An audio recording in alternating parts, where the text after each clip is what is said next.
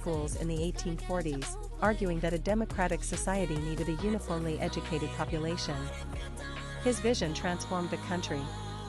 By the early 20th century, compulsory education laws existed in every state. Homeschooling, despite what many people assume, is not a modern rebellion against this system. It is actually the older model. What changed in the 1970s and 1980s was that a growing number of families began formally choosing home education over the public school system, often for religious or philosophical reasons. Educator John Holt became one of the most influential voices of the modern homeschooling movement, arguing that traditional schools stifled natural curiosity. By 1993, homeschooling was legal in all 50 states. And the movement has never stopped growing. Now let us get into the academics, because this is where the data gets genuinely fascinating.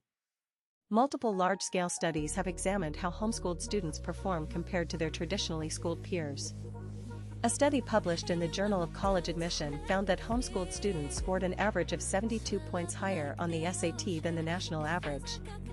Another study by Dr. Brian Ray of the National Home Education Research Institute tracked over 11,000 homeschooled students and found they scored between 15 and 30 percentile points above public school students on standardized academic achievement tests. These results held regardless of whether parents had teaching credentials, regardless of household income, and regardless of how much the state regulated the homeschooling curriculum.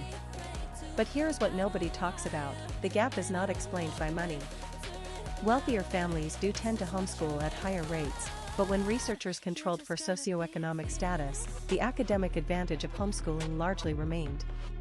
Something about the model itself, the one-on-one instruction, the personalized pacing, the removal of classroom distractions, appears to drive better outcomes independent of resources. Traditional schools, by contrast, operate on an industrial model.